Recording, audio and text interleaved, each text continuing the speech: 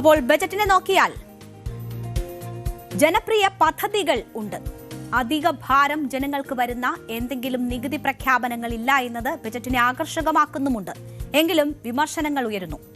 പല നിർണായക മേഖലകളും ബജറ്റിൽ വേണ്ടത്ര പരിഗണിക്കപ്പെട്ടില്ല എന്ന വിമർശനം ഒന്ന്. അതിൽ പ്രധാനം തൊഴിലില്ലായ്മ പരിഹരിക്കുന്നതിന് പ്രത്യേക പദ്ധതികൾ ഇല്ല എന്നതാണ്. കേരളത്തിന്റെ യഥാർത്ഥ സാമ്പത്തിക സ്ഥിതി എന്ന നിലയിൽ ധവളപത്രം അവതരിപ്പിച്ചതാണ് സർക്കാർ. ആ സർക്കാർ പുതിയ പദ്ധതികൾക്ക് പണം എങ്ങനെ കണ്ടെത്തും എന്നതും പ്രധാനപ്പെട്ട ചോദ്യമാണ്. അതിനുള്ള നിർദ്ദേശങ്ങൾ ബജറ്റിലില്ല എന്നതാണ് ഉയരുന്ന വിമർശനം. കേരളത്തിന്റെ യഥാർത്ഥ സാമ്പത്തിക അടിത്തറയെക്കുറിച്ച് ചർച്ചകൾക്ക് വഴി തുറക്കുന്നതാണ് പുതിയ ബജറ്റ് പ്രഖ്യാപനങ്ങൾ. വികസനത്തിനും ക്ഷേമത്തിനുമായി വൻ തുകകൾ വകയിരുത്തുമ്പോൾ ഈ പദ്ധതികൾക്ക് ആവശ്യമായ ഭീമമായ തുക എങ്ങനെ കണ്ടെത്തും എന്നതാണ് എല്ലാവരും ഉയർത്തുന്ന പ്രധാന ചോദ്യം.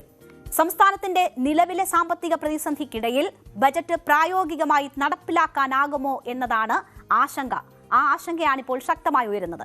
ആദ്യ നോട്ടത്തിൽ വികസനോന്മുഖം എന്ന് തോന്നിക്കുന്ന ബജറ്റിൽ പ്രഖ്യാപിച്ച പദ്ധതികളെല്ലാം യാഥാർത്ഥ്യമാക്കാൻ സർക്കാരിന് വലിയ വെല്ലുവിളികൾ തന്നെ നേരിടേണ്ടി വരും.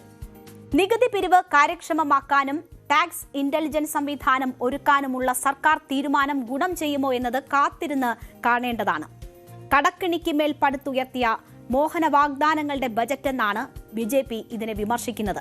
വലിയ പ്രഖ്യാപനങ്ങൾ കൊണ്ട് സമ്പന്നമാണ് VD സതീശൻ സർക്കാരിന്റെ ആദ്യ ബജറ്റ്. എന്നാൽ ഇതെല്ലാം നടപ്പിലാക്കാൻ ആവശ്യമായ പണം എങ്ങനെ കണ്ടെത്തും എന്നതിനെക്കുറിച്ച് യാതൊരു വ്യക്തതയും ഈ ബജറ്റിലില്ല എന്ന് രാജീവ് ചന്ദ്രശേഖർ കുറ്റപ്പെടുത്തുന്നു. ഇപ്പോൾ തന്നെ 5.07 ലക്ഷം കോടി രൂപയുടെ ഭീമമായ കടത്തിൽ മുങ്ങി നിൽക്കുകയാണ് കേരളം. ഒരിക്കലും നടപ്പിലാകാത്ത വാഗ്ദാനങ്ങൾ മാത്രം നൽകി ജനങ്ങളെ വഞ്ചിക്കുകയാണ്. ബജറ്റിലെ ഓരോ വാഗ്ദാനത്തിന്റെയും പുരോഗതി തങ്ങൾ സൂക്ഷ്മമായി വിലയിരുത്തുകയും ഓരോ പ്രഖ്യാപനങ്ങളെയും കുറിച്ചും സർക്കാരിനെ കൊണ്ട് മറുപടി പറയിപ്പിക്കുകയും ചെയ്യും എന്നതാണ് രാജീവ് ചന്ദ്രശേഖർ പറയുന്നത്. ഇതാണ് കേരളത്തിലെ ജനങ്ങൾക്ക് തങ്ങൾ നൽകുന്ന ഉറപ്പെന്ന് BJP പറയുമ്പോൾ സർക്കാരിന്റെ മുന്നിൽ വെല്ലുവിളികൾ ഏറെയാണ്. നമുക്കറിയാം, കേന്ദ്രത്തിൽ നിന്ന് കിട്ടേണ്ട പല ഫണ്ടുകളും കേന്ദ്രം പല സമ്മർദ്ദ തന്ത്രങ്ങൾ ഉപയോഗിച്ച് തടഞ്ഞുവെക്കുന്ന ഒരു സാഹചര്യമാണ്. കോൺഗ്രസ് മുക്ത കേരളം വാഗ്ദാനം ചെയ്തിരിക്കുന്ന BJP സർക്കാരിൽ നിന്ന് എന്തൊക്കെ പ്രതീക്ഷിക്കാം എന്നതൊരു ചോദ്യചിഹ്നമാണ്. ആ ഘട്ടത്തിൽ അവർ ഈ പദ്ധതികളുടെ നടത്തിപ്പ് ഉൾപ്പെടെയുള്ള കാര്യങ്ങൾ വീക്ഷിക്കുമെന്നും അതാണ് ജനങ്ങൾക്ക് നൽകുന്ന ഉറപ്പെന്നും പറയുമ്പോൾ അതിനൊക്കെയുള്ള പണം കണ്ടെത്തുക എന്നത് സംസ്ഥാന സർക്കാരിനെ സംബന്ധിച്ച് വലിയ വെല്ലുവിളിയാണ്. മറ്റ് ഒരു വിമർശനം പരിഗണിക്കാതെ പോകുന്ന നിർണായക മേഖലകളെക്കുറിച്ചുള്ളതാണ്. ജനപ്രിയ പദ്ധതികൾ ധാരാളമുണ്ടെങ്കിലും പല നിർണായക മേഖലകളിലും ബജറ്റിൽ വേണ്ടത്ര പരിഗണനയില്ല എന്നതാണ് വിമർശനം. പൊതുജനങ്ങളുടെ ദൈനംദിന ജീവിതത്തെ ബാധിക്കുന്ന ഏറ്റവും വലിയ പ്രശ്നം ഇപ്പോൾ നേരിട്ടുകൊണ്ടിരിക്കുന്നത് വിലക്കയറ്റമാണ്. ആ വിലക്കയറ്റം നിയന്ത്രിക്കാനുള്ള വ്യക്തമായ ഇടപെടലുകൾ ബജറ്റിൽ കാണാത്തത് സാധാരണക്കാരെ നിരാശരാക്കുന്നുണ്ട്. പെട്രോൾ വില ഉയർന്നു നിൽക്കുമ്പോൾ സെസ് ഇളവ് ചെയ്യുന്നതുൾപ്പെടെ എന്തെങ്കിലും തരത്തിലുള്ള നീക്കം സർക്കാരിന്റെ ഭാഗത്തു നിന്നും ഉണ്ടാകുമോ എന്ന് പ്രതീക്ഷിച്ചിരുന്നു. ഇല്ല എന്നതിന്റെ സൂചനകൾ നേരത്തെ തന്നെ നൽകിയിരുന്നതാണ്. അപ്പോൾ അങ്ങനെ നിരാശ ഉളവാക്കുന്നതാണ്. വിലക്കയറ്റം നിയന്ത്രിക്കുന്നതിനുള്ള യാതൊരു ഇടപെടലും ബജറ്റിലില്ല. കൂടുതൽ ശ്രദ്ധ ചെലുത്തേണ്ടിയിരുന്ന മേഖലകളിലെ വീഴ്ചയാണ് മറ്റൊരു പ്രധാന പോരായ്മ. നേരത്തെ സൂചിപ്പിച്ചതുപോലെ തന്നെ തൊഴിലില്ലായ്മ പരിഹരിക്കാനുള്ള കർമ്മ പദ്ധതികൾ ഇല്ല. സ്റ്റാർട്ടപ്പ് മേഖലയെ ഉൽപാദനക്ഷമമായ വ്യവസായങ്ങളുമായി ബന്ധിപ്പിക്കുന്നതിനുള്ള ചുവടുവയ്പ്പുകളും ബജറ്റിൽ ഇല്ല എന്നതാണ്, അല്ലെങ്കിൽ അത് അപര്യാപ്തമാണ് എന്നതാണ് ഉയരുന്ന വിമർശനം. സംസ്ഥാനത്തിന്റെ വലിയ ബാധ്യതയായ വായ്പാ തിരിച്ചടവിനെ കുറിച്ചോ കടം കുറയ്ക്കുന്നതിനുള്ള ദീർഘകാല അടിസ്ഥാനത്തിലുള്ള മാർഗങ്ങളെക്കുറിച്ചോ വ്യക്തമായ രൂപരേഖയില്ല.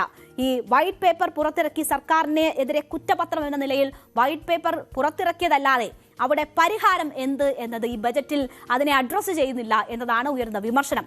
കാർഷിക മേഖലയിലെ ഉൽപാദനക്ഷമതയ്ക്കും സൂക്ഷ്മ ചെറുകിട വ്യവസായങ്ങൾക്കും കൂടുതൽ തുക വകയിരുത്തേണ്ടത് അനിവാര്യമായിരുന്നു. അത് ഉണ്ടായിട്ടില്ല എന്നതും വിമർശനമാണ്.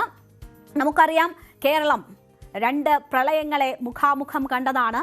കാലാവസ്ഥാ വ്യതിയാനം എന്നത് കേരളം നേരിടുന്ന ഒരു പ്രശ്നമാണ്. അത് നേരിടുന്നതിന് കേരളം പോലൊരു തീരദേശ സംസ്ഥാനത്തിന് ആവശ്യമായ വിപുലമായ പാരിസ്ഥിതിക സംരക്ഷണ പദ്ധതികൾക്ക് ബജറ്റിൽ അർഹമായ ഇടം ലഭിച്ചില്ല എന്ന ഒരു വിമർശനം ഉയരുന്നു.